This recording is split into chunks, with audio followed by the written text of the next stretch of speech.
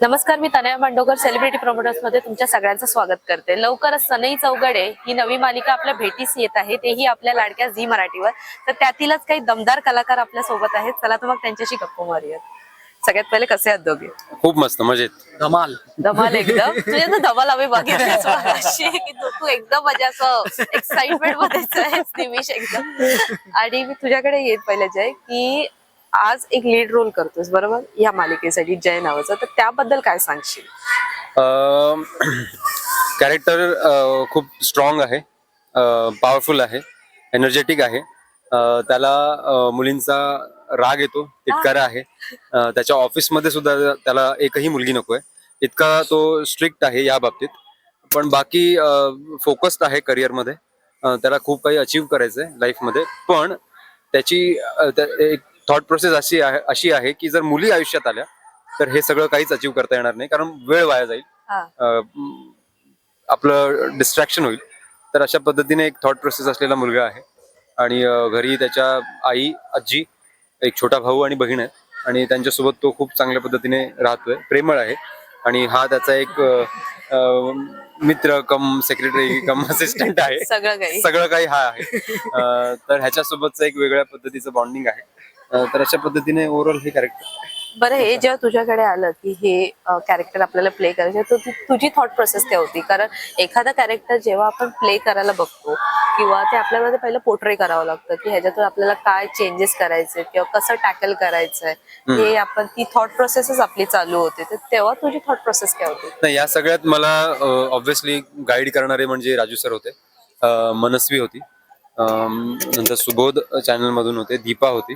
तर ह्या सगळ्यांनी मिळून मला या कॅरेक्टर बद्दल काही ब्रीफ, कशा पद्धतीने अपेक्षित आहे, कशा पद्धतीने त्यांना हे कॅरेक्टर, कारण फक्त एक कॅरेक्टर बघून चालत नाही, त्यांच्यासाठी 10 कॅरेक्टर्स आहेत, त्यांची केमिस्ट्री महत्वाची असते, ना की एकच कॅरेक्टर काहीतरी वेगळं करते असं नसतं। त्यामुळे जयची आणि शर्वरीची केमिस्ट्री असणं महत्वाचं आहे, जयची आणि मॅकची केमिस्ट्री असणं महत्वाचं आहे। तर ह्या कशा पद्धतीने डेव्हलप करता येतील, तर ह्याच्या काही ब्रीफ्स होत्या। आणि ऑब्व्हियसली आपण आपली एक समज असते, आपला एक अनुभव असतो, तो सगळा आपण त्यामध्ये ओततो। आणि एक त्या कॅरेक्टरचं बॉडी लँग्वेज क्रिएट होतं, त्याचं चालणं बोलणं, कशा पद्धतीने तो विचार करेल कुठल्याही गोष्टीचा, तर ह्या सगळ्या गोष्टी होतात। त्याचं वय, त्याचा अभ्यास, त्या सगळ्या गोष्टींचं एक बॅक ऑफ द माइंड ह्या सगळ्या गोष्टी असतात। आणि अशा पद्धतीने त्याची एक पहिल्यांदा बाहेरची बाजू डिसाइड होते, मग त्याचे इमोशन्स, आणि मग त्याची थॉट प्रोसेस डिसाइड होते, मग गोष्टी पुढे सरकतात। बरं, जय पण रिअल लाईफ मध्ये असंच आहे का, मुलींचा तिरस्कार करणारा? त्याला नाही नाही नाही, अजिबात नाहीये, अजिबात तसं नाहीये। माझं लग्न झालंय, त्यामुळे मी हे नाही बोलू शकत की मला खूप मुली आवडतात। तसं काही नाही, आधीच सगळ्यात आलाय, माझं लग्न झालंय। तो हेही नाही बोलू शकत की खूप मुली आवडतात, तोही नाही बोलू शकत मला आवडतात किंवा मुलींना बी खूप तर हे खूप गोष्टी अशा तारेवरची कसरत आहे। पण माझ्या बायकोलाही माहितीये की मला मुली आवडतात। म्हणजे मी जय सारखा नाहीये हे बायकोला माहिती, मला असं सांगायचं। तू कबूल केलंय? हो, मी माझा आणि जय सारख्या कॅरेक्टरचा काहीही संबंध नाहीये। ते तितकंच डिफिकल्ट पण आहे, पण तितकंच इंटरेस्टिंग आहे, कारण मला खूप मजा येते। कारण खऱ्या आयुष्यात कुठल्याही मुलीला चल हे बोलणं शक्यच नाहीये, पण ते मला या कॅरेक्टरच्या काय बोलतात त्याच्या थ्रू मला बोलता येते, त्याच्या थ्रू ते भांडण करता येते। वाईट वाटतं का खूप असं बोलताना? वाईट वाटत? नाही, वाईट वगैरे एवढं काही वाटत नाही मला, कारण समोरचं कॅरेक्टर तसं वागतं तर ते डिझर्व करतं, हा एक थॉट माझ्यामध्ये बरोबर आहे। त्यामुळे मला असं वाटतं एक मजा येते ह्या सगळ्या गोष्टी, हे बँटर करताना एक नोकझोक आहे, ही काय भांडणं अशी फार मोठी अशी भांडणं नाहीयेत, एक नोकझोक आहे, एक मजा आहे त्या दोघांमध्ये असलेली, आणि अशा पद्धतीने तर इंटरेस्टिंग पोर्ट्रे होतं। बरं, मी तुझ्याकडे ये, मला माहितीये तू पण खूप एक्साइटेड आहेस बोलायला। निमिष, पहिलीच मालिका आहे तुझी, पहिल्यांदाच ऑन स्क्रीन आहेस, कसं वाटतं? सुरुवातीपासून करणार पहिलं काम आहे माझं हे, म्हणजे मालिकेत मी एक मालिका आधी केली होती, पण मी मधून जॉईन झालो होतो।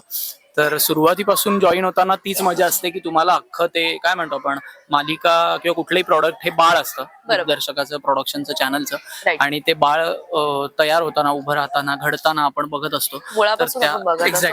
त्या प्रोसेसमध्ये मला इन्व्हॉल्व होता येते, सो खूप मजा येते, त्या कॅरेक्टरच्या छोट्या छोट्या गोष्टी सापडतायत।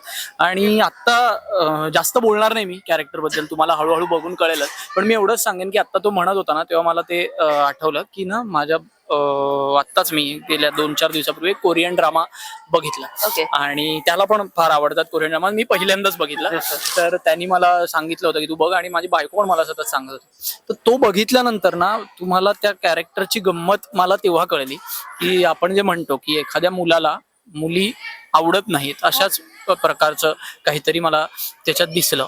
आणि मला असं वाटतं तेव्हा असं नसतं की त्या मुलाला मुली आवडत नसतात, काहीतरी घडून गेलेलं असणार, past काहीतरी असतं. कारण असणार ज्याच्यामुळे ते घडत असतं बरोबर. कुठेतरी, आणि जे कारण हळूहळू उलगडत जाईल.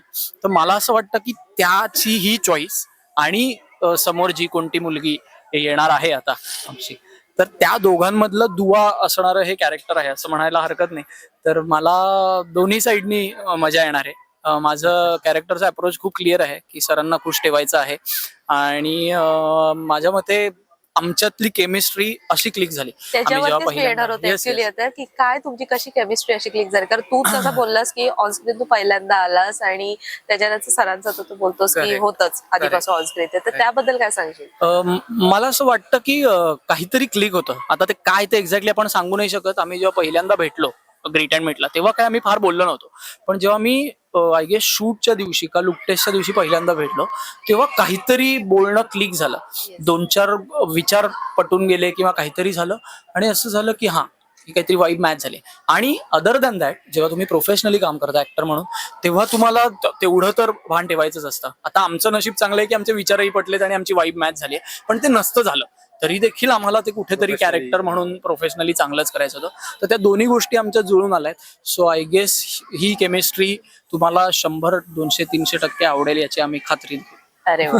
आणि बरं, मी तुझ्याकडे पण तोच प्रश्न करेन की जेव्हा म्हणजे हे कॅरेक्टर तुझ्याकडे आलं, आता मी मगाशीच बघितलं पार सरांसाठी तू असं सगळं क्लिअर वगैरे करून तू एंट्री करतो, त्यांना सगळे वेज क्लिअर असले पाहिजे इथपर्यंत तुझं ते हे होतं की नाही सरांच्या मध्ये कुठे अडथळा नाही आला पाहिजे, Yes, मी तिथे yes. उभाच राहणार. Yes. तर तेव्हा तुझी ती थॉट प्रोसेस काय होती, असं आपल्याला ते कॅरेक्टर प्ले करायचं वेगळं काहीतरी, कॉमेडी पण तितकंच आहे आणि हे पण, असं मी म्हणू शकते करेक्ट right? करेक्ट. नाही, मी तेच म्हणतोय की सरांनी जेव्हा मला हे कॅरेक्टर एक्सप्लेन केलं तेव्हा त्यांनी काय असं कुठल्याही कॅरेक्टरचे डायलॉग्स किंवा Yes. त्याचं काय वागणं आहे याच्यापेक्षा त्याचा अप्रोच काय आहे याच्यात हे एकदा कळलं की सगळं सापडत जातं.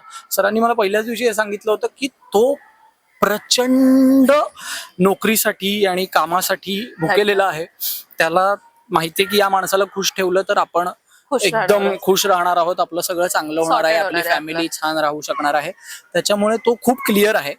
पण त्यातच अशी मजा आहे, म्हणजे मी एक ते उदाहरण देईन की आमिर खानने एक उदाहरण दिलेलं की त्याचा गजनीचा जो डिरेक्टर आहे मुरुगदास म्हणून, Okay. तो यंग आहे तसा, पण त्यांनी सांगितलेलं की तो एकदा बोलताना असं बोललेला नो फिल्टर. No filter. नहीं सर बहुत बुरा किया सर तुमने, कि सर ये अच्छा नहीं है सर आयडिया. तर तो काही फिल्टरच ठेवत नाही की बाबा आपल्यापेक्षा मोठा आहे माणूस. तर तसं कुठेतरी पण एक कॅरेक्टर आहे की तो बोलून जातो आणि त्याला रिअलाइज आता मी काय काय बोललो. बोलून गेलो. तर ही गंमत तुम्हाला बघायला मिळणार आहे. विनोदी कॅरेक्टर असं मी म्हणणार नाही, पण एक कॅरेक्टर आहे जे विनोदही करू शकतं, असं हे कॅरेक्टर मला करायला फार मजा येते. अरे वा, खरंच खूप छान वाटलं दोघांसोबत गप्पा मारून. जाता जाता आमच्या प्रेक्षकांना काय सांगाल? हेच सांगेन की मुहूर्ताची वेळ आलेली आहे. 16 मार्च पासून बघायला विसरू नका. दररोज रात्री 8:30 वाजता सनई चौघडे, फक्त आपल्या Zee Marathi. Thank you so much, खरंच खूप छान वाटलं आणि पुन्हा पुन्हा आपण भेटतच राहू. थँक्यू. थँक्यू.